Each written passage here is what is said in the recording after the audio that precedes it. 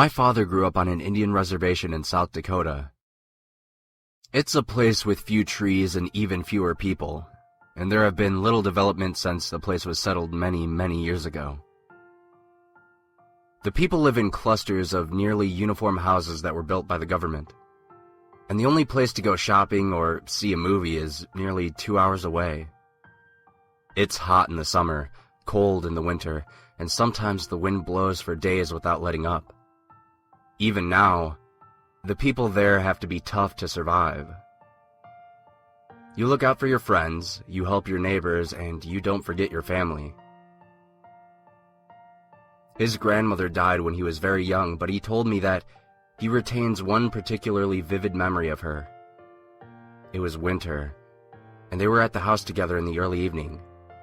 She was cooking in the kitchen while he played with a deck of cards in the front room. He can't quite recall what she looked like, but he can still remember the smell of food that she was making that night. It's funny how memory works that way. His parents, grandfather, and 2 older sisters had caught a ride into Rapid City to buy supplies for the first big storms coming through, so it was just the 2 of them. She went on cooking, and he went on playing with those cards until he'd lost track of time, and it was pitch black outside. Then there was a knock at the door. Not a loud knock like the police or that of a friendly neighbor who is stopping by to borrow something.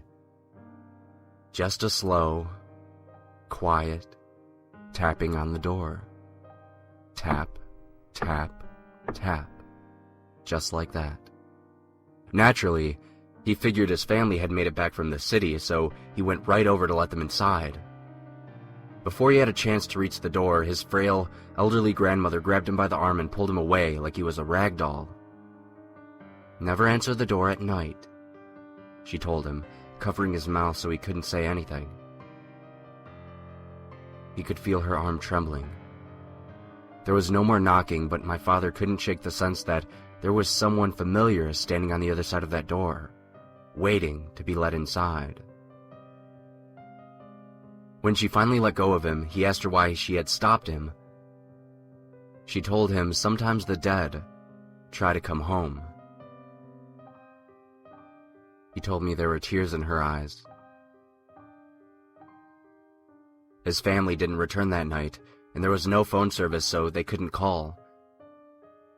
When they made it back the following day, he learned that his grandfather had died from a heart attack during the trip. My father never said anything about the knocking, and neither did his grandmother. It was almost like it had never happened. His grandmother wasn't the same after that, and followed her husband to the grave just a few months later. My father was 6 at the time. It was much later when my father found himself alone at night during a particularly bad winter storm, the wind howling outside and the rest of his family stranded miles away. They had gone into the city that morning and wouldn't be able to come back until the storm let up and the roads were cleared. Eventually, the electricity went out, and the only light came from the stove that they were using for heating. The worst part of the storm lasted a few hours, but finally, it got quiet outside as the wind slowed and the windows stopped rattling. And that's when the knock came again. That same tapping at the door from years before. My father couldn't bring himself to look out the window to see if anyone was standing outside, but for some reason, he found himself drawn to the door, like he had to open it. It was only when he felt the cold from beneath the door on his bare feet that he stopped. He called outside, asking who was there. "It's me," came the voice from the other side of the door. "Let me inside, it's cold." He recognized the voice since it belonged to his eldest sister. He had his hand on the doorknob when his grandmother's words came back to him, and the feeling of her hand gripping his arm. Never answer the door at night. There were many things he could have asked his sister at that moment. He could have asked where his parents were, or why he hadn't heard the car pull up when they were dropped off. He could have even asked why she needed to knock at all. They didn't lock their doors on the reservation. He didn't ask her any of those things. Instead, he told her to go around to the back and he would let her inside. Before he could say anything else, or even think of anything else, he heard the knocking start at the back door, like she had been there the entire time. Instantly, tap, tap, tap. He didn't open the door and spent the rest of the night curled up on the floor. His family had tried to return home earlier that evening and got into a car accident in the snow. His father had broken his leg in 2 places. His eldest sister had died, mangled in the wreck. He didn't tell anyone what had happened, but he knew in his heart that sometimes the dead do try to come home. My father was not afraid of what might have happened that night. When he told me the story, he was full of sorrow.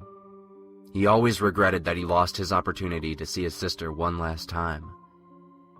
I know that's why he went home by himself and waited when my mother died. You don't forget your family. I know he heard that knocking on the door. Tap, tap, tap, like he remembered from his youth.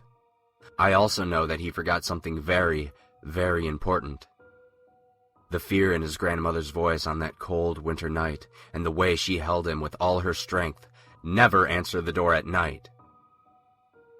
When we found him the next day, the front door was wide open, and he had been torn limb from limb.